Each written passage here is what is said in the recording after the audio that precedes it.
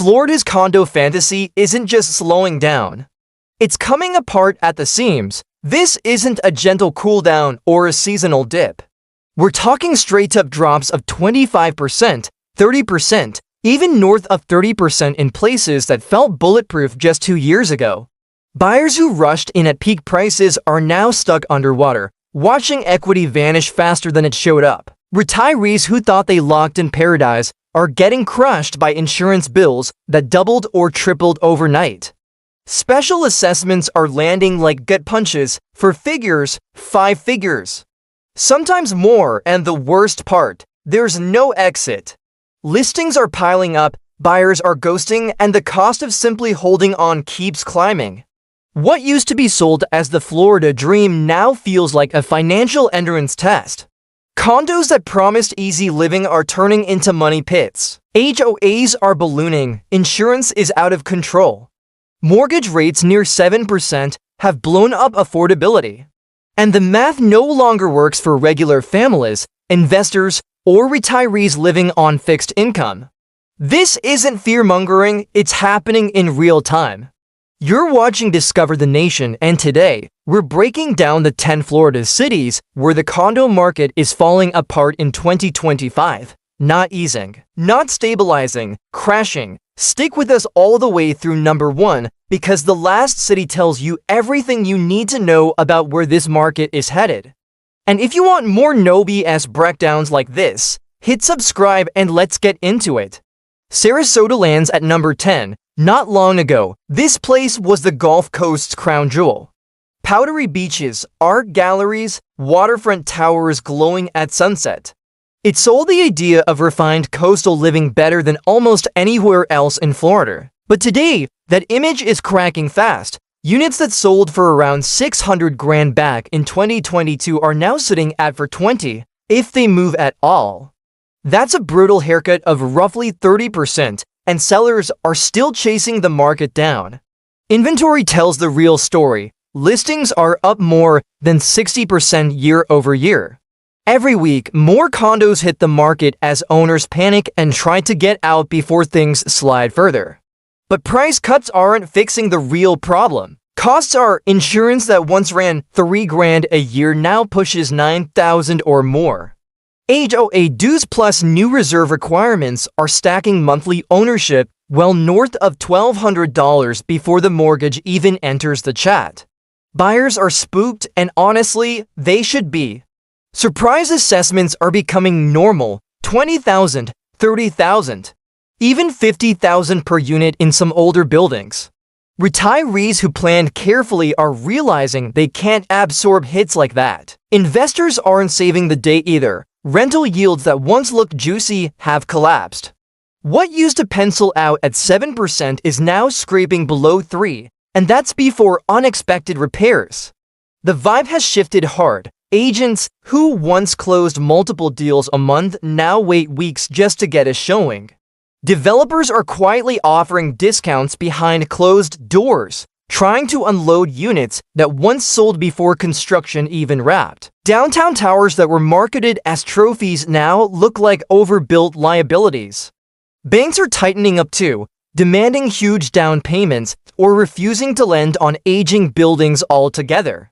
At open houses, you'll hear something that would have sounded crazy in 2022, buyers walking out mid-tour saying they'll check back next year.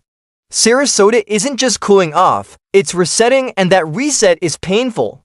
And it's a warning shot for every Florida city that assumed beachfront property could only go up. Just north of there sits Bradenton at number 9, and it's not doing any better. This market has gone into full retreat. Condos that brushed for 100,000 at the peak are now trading closer to 270 or 280, if they trade at all. That's another 30% wipeout. Inventory is through the roof, with well over 1,000 listings clogging the MLS and growing by the week. The issue is simple but brutal: too much supply and zero affordability. HOA fees hover between $500 and $900 a month.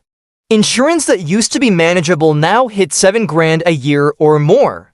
Stack that with today's mortgage rates and monthly ownership clears $2,200 easily. Renting is cheaper, cleaner, and way less stressful. Investors have already voted with their feet. Short-term rental profits collapsed. Occupancy dropped under 55%. Nightly rates slid hard. Pre-construction buyers are straight up walking away from deposits instead of closing on overpriced units. That tells you everything about confidence. Bradenton used to thrive as a retirement magnet, pulling folks from colder states looking to stretch their dollars. That pipeline is drying up fast. Retirees are doing the math and realizing they can rent something similar in the Carolinas or Tennessee for half the monthly burn. Meanwhile, flippers are stuck holding empty units, bleeding cash every month to inflated HOAs. Local agents describe the market like a traffic jam. Everyone trying to sell before the next price cut hits. Developers who started projects in 2021 are now staring down higher loan costs, unsold inventory, and buyers who vanished. Longtime residents say it feels eerily familiar to 2008, except this time it's not loose lending blowing things up. It's the cost of simply existing. Number 8 is Ocala, and this one surprises people. It's inland, no beaches, no hurricane views. Horse farms and quiet neighborhoods. It was supposed to be safe, but it's sliding anyway. Prices that peaked around to 20 are now hovering near 160. That's roughly a 27% drop, and buyers are scarce.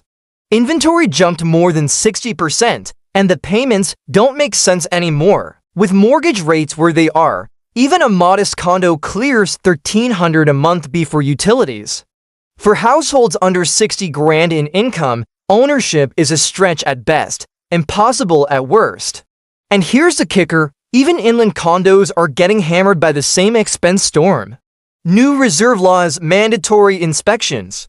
Insurance that jumped from under $2,000 to $5,000 a year. Special assessments north of $10,000 are wrecking budgets for locals who thought they escaped coastal risk. Investors who expected stable rental income are now bleeding cash. Small business owners who used pandemic savings to buy a first investment unit can't rent for enough to cover costs. Retirees who moved inland to save money are realizing safety from storms doesn't mean safety from bills. HOA boards are overwhelmed. Many are volunteer-run and now juggling angry owners, state mandates, and shrinking reserves. Some buildings already have owners walking away entirely, forcing remaining residents to shoulder even more cost. Realtors say it's technically a buyer's market again, but only for people with serious cash. One agent summed it up perfectly. They went from bidding wars to silence. Ocala was marketed as affordable Florida. Instead, it's proof that this crisis doesn't need an ocean view to sink a market. That brings us to number 7, Orlando. The city of theme parks and magic is dealing with a condo nightmare of its own. During the boom, prices rocketed past 300 grand. Now they're hovering closer to 230. That's a 25% hit, and listings have nearly doubled. Over 3,500 condos are sitting unsold. HOA fees range from $600 to $1,000 a month. Insurance has doubled since 2021. That means a basic two-bedroom near downtown that once cost $1,800 a month now pushes $2,600 or more. Tourism didn't save it. The Airbnb gold rush turned into oversaturation. Occupancy barely touches 50%, rates are sliding, and new inspection laws are slapping owners with assessments between 10 and 20 grand. Lenders are backing away, even cash buyers are demanding discounts. Orlando used to move fast, now it's in freefall. Behind the numbers in Orlando, the mood shift is impossible to miss. Streets that were packed with for sale signs during the boom now look frozen in time. Buildings near International Drive, once magnets for short-term rentals, are half empty. Owners who built their entire strategy around Airbnb cash flow are bleeding every month, watching bookings dry up while costs keep rising. Locals aren't stepping in to buy either. Teachers, hospitality workers, nurses, and first responders are completely priced out. What used to be a stepping stone into Florida ownership is now a locked gate. Developers see it too. Projects are getting delayed or quietly shelved while construction costs and insurance chaos refuse to settle down. Orlando's crash hits harder because it kills the myth that tourism guarantees stability. When affordability breaks, even the most visited city in the country can't outrun the math. At number 6 sits Cape Coral, and this one hurts. During the pandemic, it was the poster child for Florida's housing boom, waterfront living, canals everywhere. Prices doubling in what felt like minutes. That dream is gone. Median condo prices fell from around $340 to roughly $240. That's a clean 30% wipeout. Inventory is almost double what it was a year ago. Insurance is the real killer here. Waterfront condos that paid $3,500 in 2020 are now staring at premiums north of $10 grand. HOA fees stack another $600 to $900 a month, and that's before special assessments hit. Flood mitigation, roof upgrades, structural repairs. $20,000 to $30,000 per unit isn't rare anymore. Retirees who bought with cash thought they were safe. Turns out cash doesn't protect you from monthly burn. Investors are tapping out too. Short-term rental occupancy dropped below 45%. Monthly income that once cleared $3 grand now struggles to touch $1,600. Hurricane Ian didn't just flood streets, it flooded the market with fear. New FEMA maps, flood zones, and insurance pullbacks have buyers running for higher ground. What's wild is how fast the vibe flipped. 2 years ago, waterfront listings vanished in days. Today, canals are lined with signs that don't move. Realtors show the same units over and over with no offers. Developers who went all in during the boom now sit on half-finished projects, praying demand comes back. Even the local economy feels it. Contractors, property managers, and service businesses report slowdowns. Insurance companies have flat-out left some high-risk zones, forcing owners onto expensive state-backed plans. What was sold as a retirement paradise is now a case study in climate risk colliding with speculation. In Cape Coral, the water didn't just recede. It exposed how thin the safety net really was. Number 5 is Jacksonville, and even Florida's largest city couldn't dodge this wave. Median condo prices slid from about to $30 to $180. That's over 20% gone. Inventory jumped 60%, and demand fell off a cliff.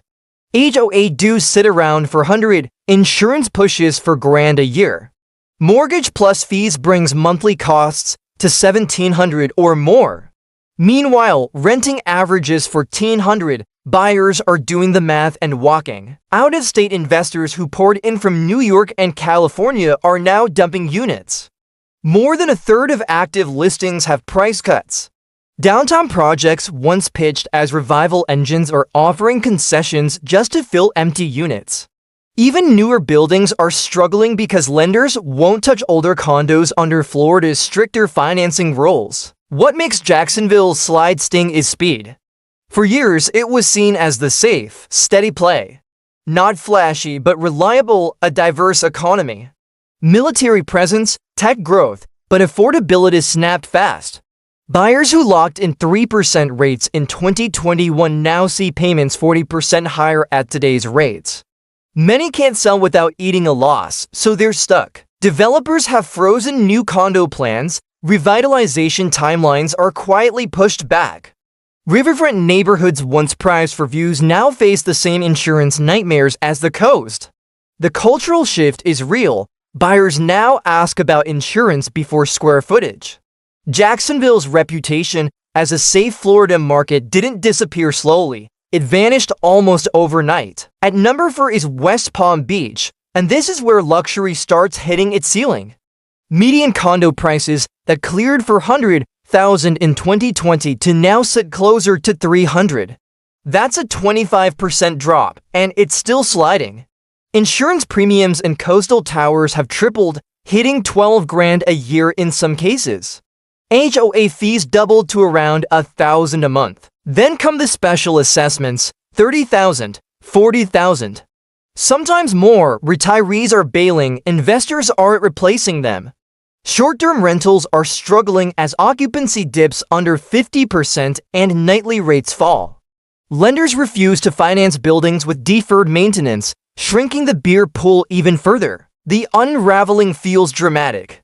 Luxury towers that once hosted flashy launch parties now glow half-dark at night. Unsold units sit empty. Realtors whisper about deals closing 20% under asking, quietly. International buyers who once treated Palm Beach County as a safe haven have shifted their money elsewhere.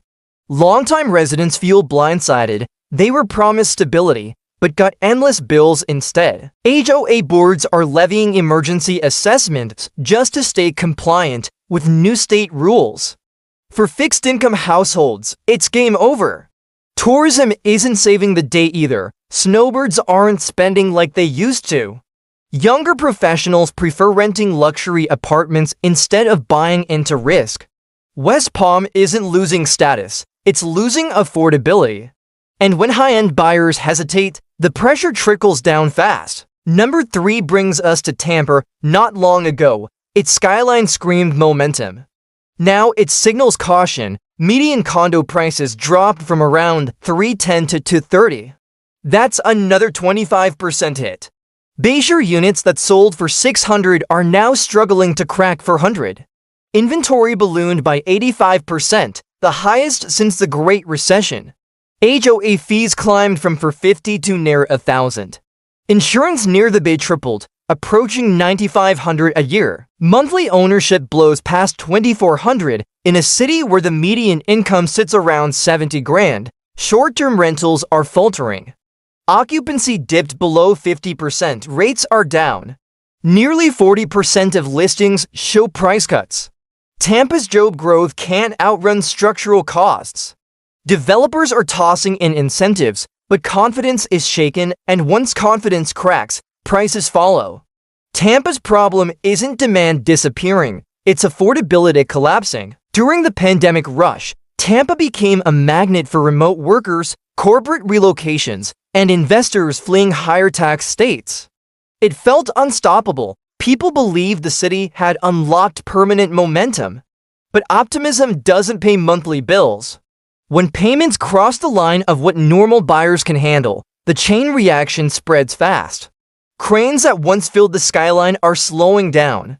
Buyers who rushed in for what they thought was affordable luxury now realize that phrase doesn't exist anymore. Developers are scrambling with closing credits, furniture packages, even offers to cover HOA fees for a year. Moves that scream desperation, not confidence. Flood zone updates, tougher inspections, and stricter insurance underwriting have turned ownership into a risk calculation instead of a lifestyle choice. Tampa's reckoning is about one hard truth. Resilience costs money, and a lot of owners are running out of it. At number 2 is Aventura, and this one shakes the luxury crowd. Once seen as Miami's polished, safer cousin, Aventura is now feeling the same pressure waves. Condo prices that peaked near $600,000 have slid to around $440. That's a 27% drop that's rattling even wealthy buyers. Inventory is up nearly 80%, with waterfront towers and mid-rise buildings sitting unsold for months. The price drop isn't the main fear, it's the overhead. Insurance across northern Miami-Dade and Broward has tripled since 2020. $12,000 a year isn't rare anymore. HOA fees in luxury buildings push $1,200 a month. Then come the state-mandated reserves. Special assessments of $25,000, $40,000, even $60,000 per unit are landing on older towers. Aventura's skyline tells the story. Glass towers overlooking the bay that were marketed as low-risk wealth storage now feel like financial traps. International buyers who once parked money here are backing off as carrying costs outpace rental income. Short-term rental investors are getting hit from both sides. New local restrictions plus softer demand have pushed occupancy below 50%, while nightly rates slide hard. Developers are quietly cutting deals, covering closing costs, paying HOA dues for a year. Anything to move inventory. Realtors say the swagger that defined Aventura's boom is gone, replaced by hesitation. Buyers take their time. They negotiate hard, they walk away. What makes Aventura's slide so important is that it was supposed to be insulated. Wealthy residents, global demand, waterfront lifestyle. But the math doesn't care about branding. When insurance explodes, assessments stack up, and rental yields collapse, even luxury starts to crack. This isn't about overbuilding, it's about overconfidence. And that brings us to number 1, Pensacola. Pensacola wasn't supposed to end up here, it was the Panhandle's pride. Affordable coastal living, military stability. A smaller city with big appeal. For years, it was pitched as the smart alternative to overheated South Florida. Now it's ground zero for Florida's condo collapse. Prices that peaked around $310 in 2020 to have fallen to roughly $215. That's a 31% crash, wiping out years of gains. Inventory surged 90% year over year, flooding the market with listings that just sit. Sellers slash prices by tens of thousands, but buyers aren't biting. The cost structure is brutal. HOA fees that once sat around for $100 now push $800. Insurance, especially for waterfront units, has tripled past $7,000 a year. At today's mortgage rates and monthly ownership blows past $2,200. That's in a city where the median income hovers near $60,000. Investors are gone. Airbnb occupancy fell below 50%. Nightly rates dropped around 20%. Long-term rents don't cover expenses. What was once sold as safe cash flow now bleeds red every month. Developers are stuck as lenders pull back from older buildings that can't meet Florida's new reserve requirements. Aging condos are getting hammered with assessments of $20,000 to $40,000 per unit. Some owners sell at a loss, others walk away entirely. With lenders blacklisting entire complexes, only cash buyers remain, and they're hunting for blood in the water. Pensacola's crash hits differently because it was the middle-class dream, attainable, stable, manageable. That dream cracked under insurance chaos, rising fees, and investor flight. The beaches are still there, the sunsets still hit. But the market underneath is in turmoil. Florida's condo market isn't in a normal cycle, it's in a reckoning. From the Gulf Coast to inland cities, the pattern is the same. Exploding insurance, aging buildings, stricter laws. Too many sellers and not enough buyers. This is a structural reset, not a temporary dip. The sunshine didn't disappear, but the fantasy did. The math decides who can stay now, not the view. You've been watching Discover the Nation. For more straight talk breakdowns on America's shifting housing markets, hit subscribe and stay locked in. This storm isn't done moving yet. Step back and look at the bigger picture, and Florida's condo meltdown stops feeling random. This isn't just a few bad buildings or unlucky cities. It's a statewide reset driven by cold math and rising risk. Insurance didn't just go up, it exploded. Safety laws didn't tweak costs, they rewrote budgets. HOA boards didn't plan poorly, they got blindsided by realities no one priced in during the boom. For years, Florida condos were sold as easy mode real estate. Low taxes, warm weather, endless buyers. Investors believed they could ride appreciation forever. Retirees thought fixed incomes would stretch just fine. Developers assumed demand would absorb anything they built. That confidence is gone. Now owners are facing choices they never imagined. Pay massive assessments or sell into a falling market. Keep units and bleed cash monthly or walk away and take the hit. Buyers, meanwhile, aren't rushing in to save anyone. They're watching, waiting, and lowballing. And for the first time in a long time, they have the leverage. What's different about this crash is the pressure from every direction. It's not just interest rates. It's insurance inspections, reserves, repairs, and regulation all stacking up at once.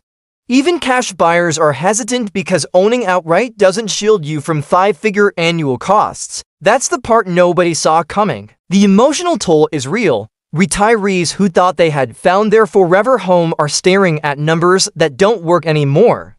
Investors who counted on passive income are actively subsidizing properties. HOA boards are overwhelmed, trying to keep buildings compliant while owners revolt over costs. And entire communities are stuck in limbo, waiting for clarity that hasn't arrived.